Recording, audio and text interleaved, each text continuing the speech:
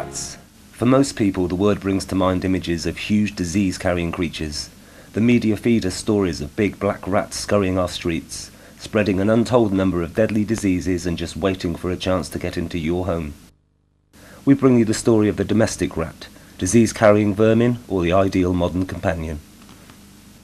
We visited the London Championship Livestock Show, where amongst all the rabbits and hamsters, some of the most beautiful fancy rats in the country were being judged. Fancy rats being the name given to rats who are shown in competitions. Although rats haven't been bred long enough to develop separate breeds, there are many varieties comprising of a mixture of 30 colours, 10 patterns, 6 coat types and 3 body forms. The stereotypical black rat is a thing of the past. Julie Oliver is the National Fancy Rat Society's General Show Secretary. We caught up with her at this year's show. Well, people have been breeding unusually coloured rats for about 100 years. Originally, rats were bred in large numbers so that they could be used in baiting with dogs. Obviously, that's not something we do nowadays and is very undesirable. The rat catchers and people that bred the rats would keep aside any unusual coloured ones, and they would often sell those on as pets. We think most of the early coloured ones were things like pink-eyed whites, albinos and so on. When I think of pets, I think of something that you can connect with and that you can build up a rapport with, and something that can come and give you cuddles and stuff. And rats are a bit like gerbils or something. They're not really something you can sit down and pat. Rats are widely thought of as vermin, but they have been bred as pets for the last 200 years. A rat catcher named Jack Black was thought to be the first person to breed and sell rats as pets. They were very popular during the Victorian times. Even children's writer Beatrix Potter dedicated the book The Tale of Samuel Whiskers to her adored childhood pet rat. However, it was only during the 1990s that we saw a revival in their popularity, and today there are people all over the world appreciating this highly overlooked animal. Rats have even lived in the White House as Teddy Roosevelt's pets.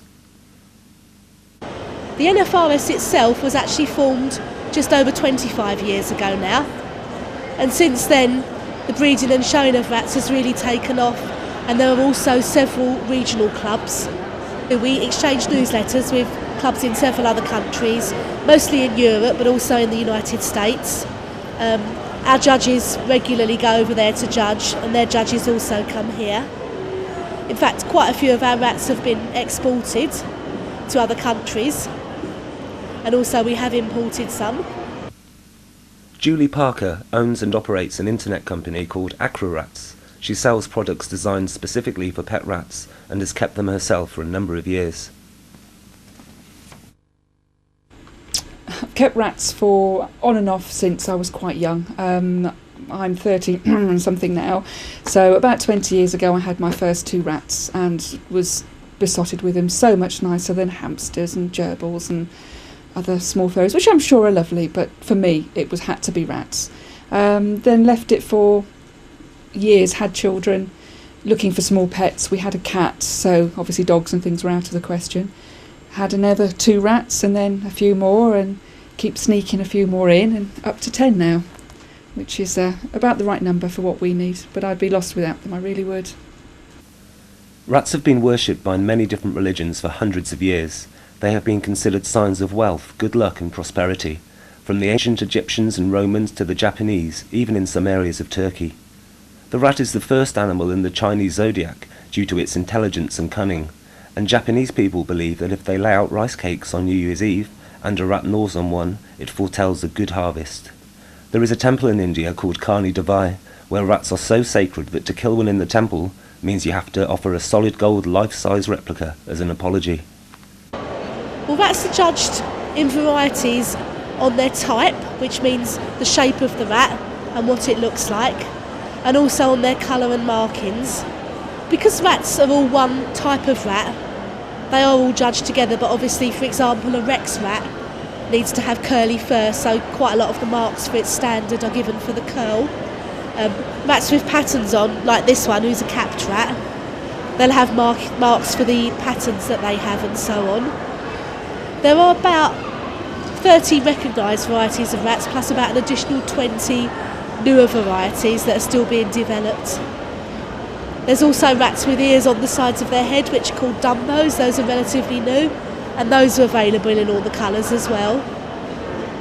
My daughter started off, she got one from a pet shop and we started from there really. Well, it soon gets addictive. Start with one or two and then you End up with 100. get 100. Well, my favourite is the silver fawn. But I would think the general overall favourite is probably a Berkshire, which is black on the top and white on the belly. My favourite for showing is the agouti. That's always been one of my favourites. But yes, I find the most popular is probably the marked variety. Rodents make up over 40% of the world's mammals, quite an impressive feat for such a small breed of animal. Rats are without a doubt one of the most adaptive species on the planet. With the exceptions of high mountains and oceans, they can live pretty much anywhere.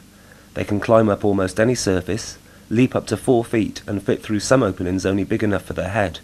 They can also chew through solid lead and concrete if they need to. Rats are very social creatures and live in large family groups in the wild. They even share mothering duties if more than one lot of babies is born at a time. I found a couple of years ago there was nothing for sale for rats, so decided that it was about time that there was, so started making hammocks and things nearly 2 years ago now, and it's just progressed from there, from a need really, from what people wanted. There haven't really been other products that are suitable for rats. Hamsters have houses and mice have little blocks to hiding, and gerbils have toilet rolls. Rats need hammocks, they need to go up high. But when you come to then change the hammock, clean it, you put a new one on, you've only got one ring on, and before you know it, you've got 4 or 5 rats all sort of sitting on there saying, come on, get it finished. So that would be my favourite product, would have to be the hammock. The only thing I don't like about them, having cuddled one of them, is the texture of the tail that I do find a bit... Any type of rats I hate. I can't stand them. I even cringe when I watch them in films and that. And they were one of my worst phobias. If I ever saw a rat, I don't know what I'd do. Although people consider rats to be very dirty creatures, they are actually very meticulous about cleaning themselves, grooming almost constantly. They do live around rubbish, but this is simply because it is an easy source of food. Just remember, if you don't like them, don't give them a reason to come into your house.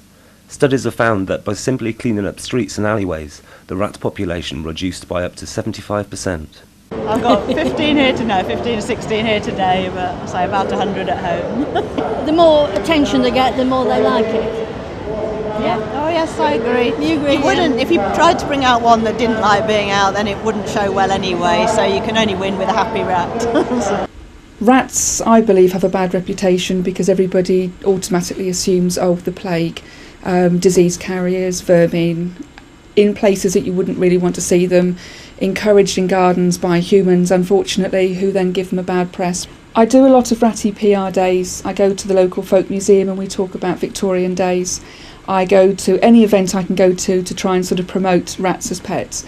You will always get the person that shudders. There are 2 types of people in my experience that don't like rats. You have people who don't also like snakes, who don't like rats for their tail, and you try and explain they're not dry and it's not scaly. Then you have the other sort of person who I assume associate rats with vermin, and they shudder. You see them sort of go past, go, ooh, disgusting. So next time you see a wild rat, remember, they are simply scavengers like foxes or badgers, simply trying to survive in a hard world. Whatever you think of them, you have to respect the fierce survival instinct. After all, they will be here long after we are gone. Saying that, however, we would like you to note that although pet rats do not carry disease, wild rats, like all other wild animals, do, and we would not suggest anyone pick up or get too close to them. Just admire them from afar for the fascinating, fun, and sometimes cheeky animals that they are.